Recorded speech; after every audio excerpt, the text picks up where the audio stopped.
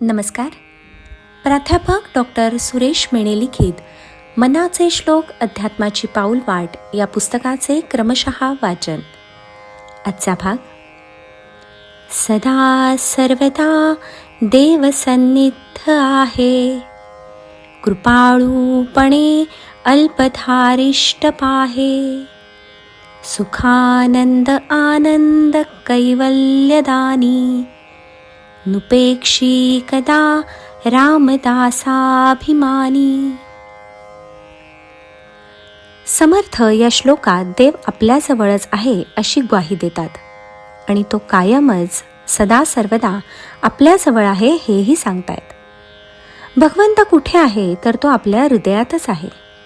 प्रत्येक प्राणीमात्रात तो चैतन्य रूपाने वास करीत आहे. म्हणूनच तो चराचरात भरलेला आहे. तो निर्गुण निराकार आहे. आपण जसा पाहू तसा आहे. आपण जेथे पाहू तेथे तो आहे.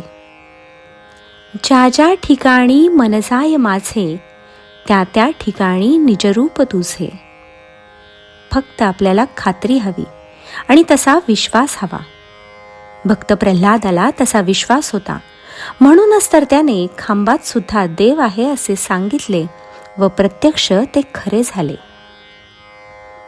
तुकाराम महाराजही म्हणतात, तुझं आहे तुझ पाशी परी तू जागा चुकलासी. आपला देव आपल्याजवळच आहे. फक्त आपल्याला तो ओळखता आला पाहिजे इतकेच. गीतेमध्येही भगवंतांनी सांगितले आहे, अहं वैश्वानरो भूत्वा प्राणिनाम देहमाश्रिता. आणि तो फक्त आपल्याजवळ आहे. एवढेच नाही तर आपली संकटे व त्यावर आपण केलेली मात किंवा त्यासाठी आपण करीत असलेले प्रयत्न, आपण केलेले धारिष्ट तो कृपाळूपणे पाहत असतो. गंमत म्हणून नाही, जणू काही आपली भगवंत परीक्षाच घेत असतो.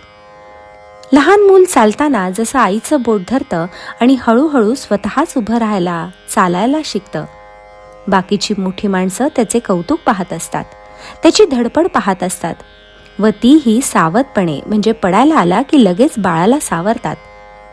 परमेश्वरही तसाच आहे. आपल्या प्रपंचातल्या अडचणी आपण सोडवत असतो आणि मग जेव्हा आपण हतबल होतो तेव्हा देवालाच विनवणी करतो व आता तूच लाज राख असे विनवतो. तेव्हा देव निश्चितपणे आपल्याला मदत करतो. तो स्वतः सुखाचे आगर आहे, आनंदाचा व कैवल्याचा दाता आहे. त्यामुळे भक्तांवर कोणतेही संकट आले की तो धावून जातोच जातो. अशी कितीतरी उदाहरणे आपल्याला माहीत आहेत. समर्थही आपल्याला हाच विश्वास देतात की प्रभू आपल्या भक्तांची कधीही उपेक्षा करीत नाही. भक्ताला जसा भगवंत आपला पाठीराखा आहे याचा अभिमान वाटत असतो, तसा भगवंताला सुद्धा आपल्या भक्ताचा अभिमान वाटत असतो आणि त्याच अभिमानापोटी त्याची सुख दुःख तो स्वतःकडे घेतो. जय जय रघुवीर समर्थ.